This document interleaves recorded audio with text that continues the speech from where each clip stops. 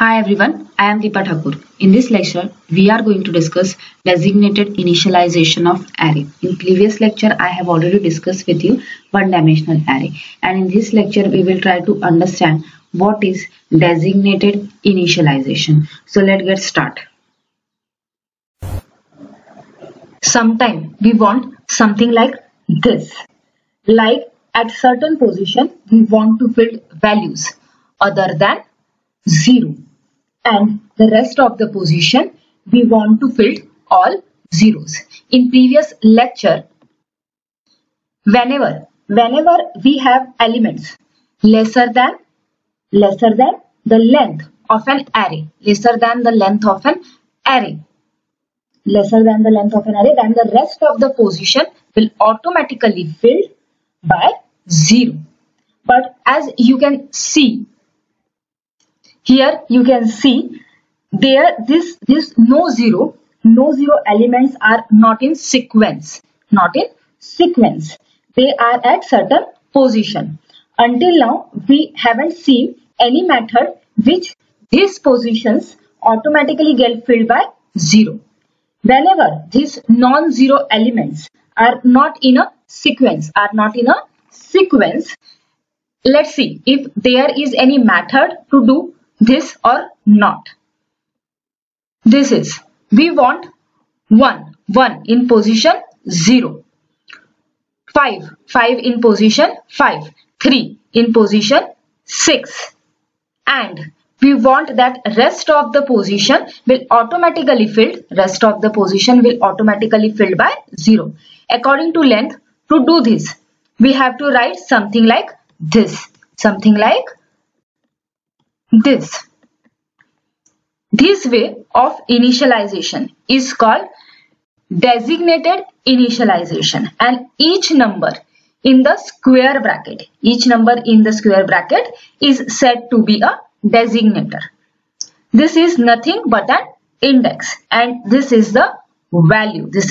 We want to store in that particular index. As I want 1 in position 0, therefore I want to write something like this, square bracket index. This is called designator, and equal to sign, and then the element, want to store in that particular index is 1. Here at position 5, I want to place value 5, and here at position 6 I want to place value 3. At position 6, 0, 1, 2, 3, 4, 5 and 6. At position 6 the value is 3. There are certain advantages of this way of initialization also. Let's see what are the advantages. First point, there is no need to bother about the entries containing 0. If suppose we have an array like this, in which there are numeral number of zeros and only 3 positions, here the 3 positions which is we have other than 0, then you can simply write this array like this. This is much compact, much easy way of writing than this. Now let's see second point, second advantage. No need to bother about the order at all, this one or this one. Both are same. You can write this way, or you can shuffle them. Or you can simply place their designation first. There is no problem at all. This is all considered to be an advantage of designated initialization. Now one important note, that if the value of an array is n, then each designator must be between 0 and n-1. This is quite obvious. If length is n, then index, as we know, goes from 0 to n minus 1. The maximum index position is n minus 1 and minimum index position is 0. And designator is also an index. For example, suppose we have an array like this. Suppose we have an array like this. Then we can write this designator. This is the designator, or this designator, or this designator. There is no problem. This is correct. This is correct. But we cannot write like this way. Because in this line, if we write x, elements are 5. Then the index is at 0 position is 1. At 1 position 0. At 2 position is 0. At 3 position 4. At 4 position is 0.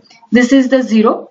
Index 1, 2, 3 and 4. Because here elements are 5. Then it must be n minus 1. N minus 1 means 5 minus 1. That is 4. Here 0, 1, 2, 3, 4.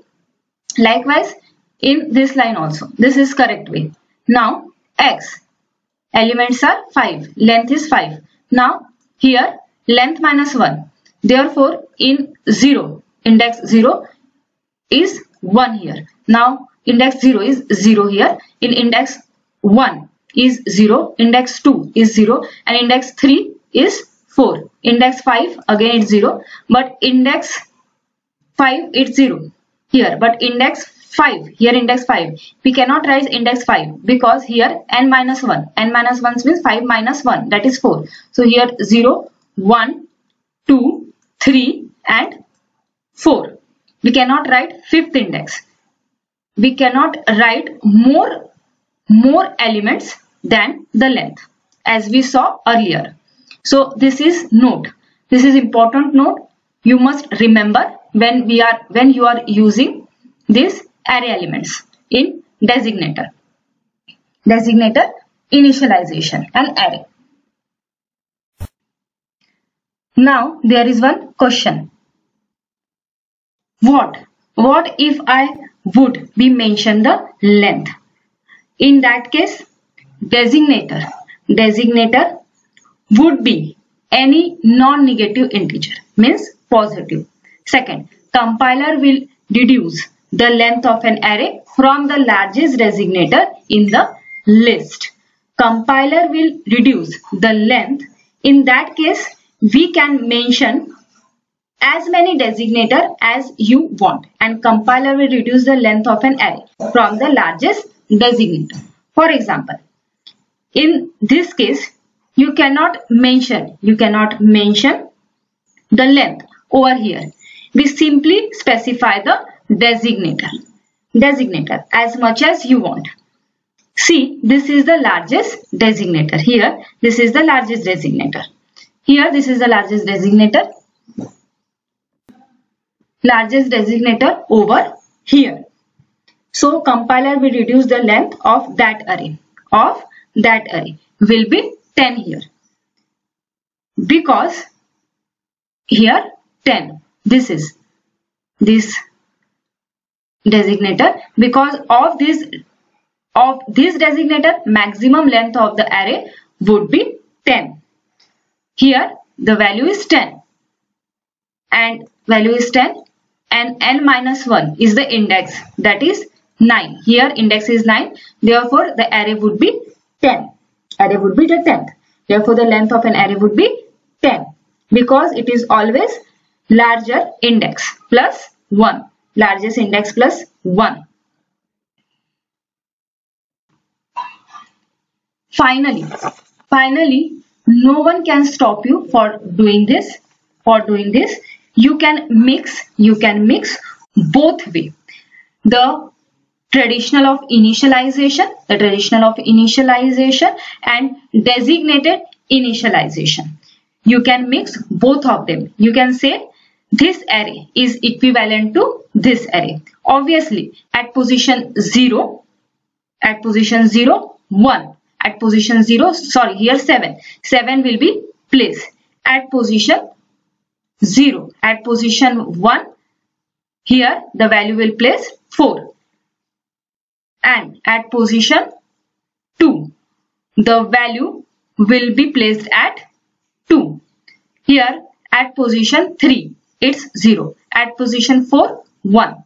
At position 0, at position 5, again it's 0. And at position 6, it's 4. And again at position 7, it's 0. At position 8, it's 0. At position 9, it's 9. And this is we can write. So here one more point is, but if there is a crush, then designator initialization will win. You can clearly see that position 2 here, this is position 0, this is position 0, this is position 1, and this is position 2. Value is 2 will stored. Value will stored 2. But there is one designator 2. Here is 2, which say that at position 1 must be stored. Then that case designator will. That means this array will equivalent to this array. Here at position 0, at position 1, at position 2. Here at position 2 is stored. But here designator is 2. That's why here instead of 2, it's store the value 1. At position 2,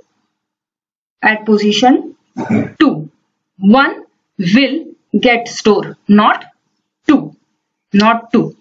This is one point we should always remember while we are using designated initialization. I hope you understood now designated initialization and array.